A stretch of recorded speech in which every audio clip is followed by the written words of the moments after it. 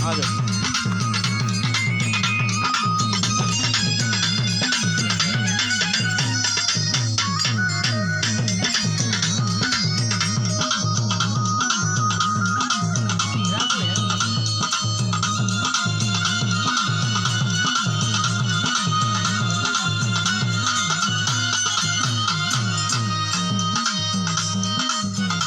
अरे दादा ये दादा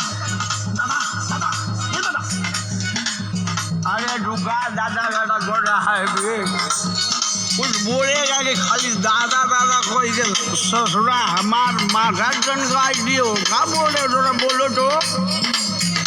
सुना ये दादा ये बात सुना ना।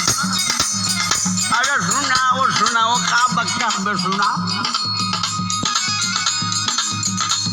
बनाओ तनी खैनी सुना बुढ़ऊ दादा हो बनाओ तनी खैनी।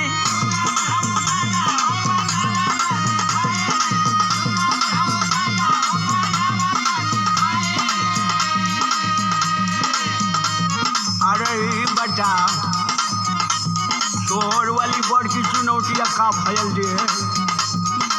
ए दादा बताई मेहर ना चुनौती देले धइले बाबे चैनी बनाव तनी खैनी।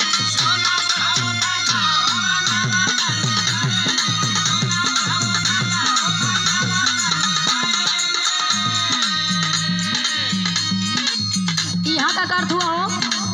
कुछ नहीं दादा ले खाली हाल चल करे नहीं दादा ढेर दिन पर भेटाए देना कुछ नहीं कर। तू हाल चाल करत हुआ हाँ भूलवावत हुआ हमके का तो के नशा करे से मना कैले रहनी है ना। ए दादा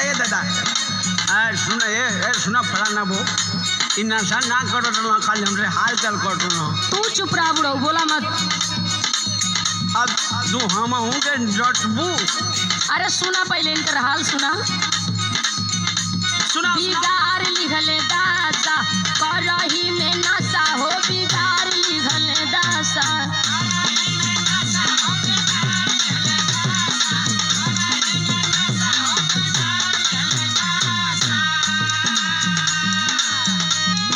हीरो जैसन लागत रहला हो गईला बतासा बिगाड़ लिहला दासा।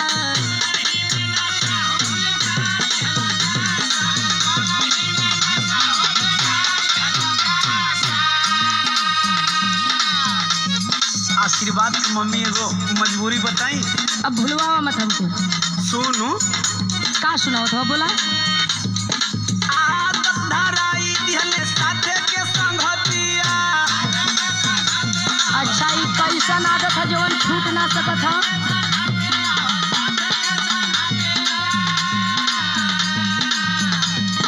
का कहीं रानी अब छूटे ना आदतिया।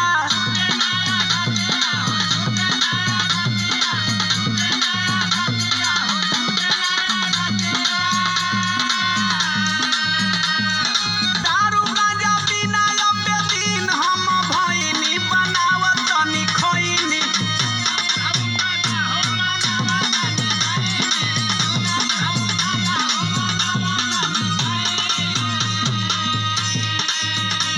सुनो हाँ बोलो यही नाशा के चलते घर में कतना बवाल हो गई। का बवाल बोल बरे सुनो का सुनाओ तो। नशवे के चलते लागल घरवा में बखरा।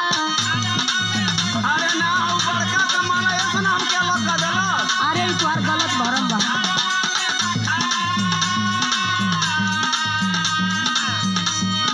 पी के पड़ोस में करावेला तू झगड़ा। अरे हाँ हम शर्म खूब झगड़ा होना हो।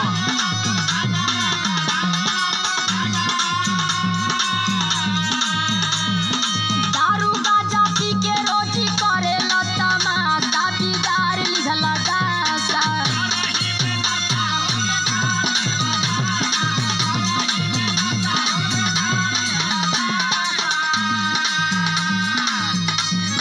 एगो बात कही बोला देख तू सही कहतली लेकिन आज भरे को हमार बात मान ले।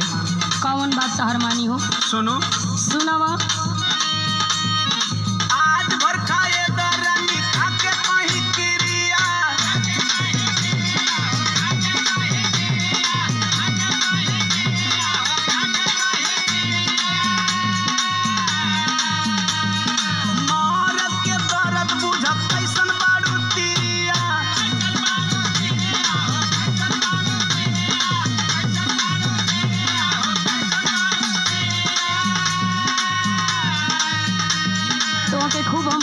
जानत नहीं का तू का हुआ या का करेला।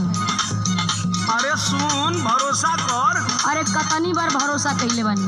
दे सुन अब ऐसे ना मन भी तो हम तोके बताओ तनी बतावा। हाथावा दीवनवा तोहरा माथावा पे धइनी बनावा तनी खइनी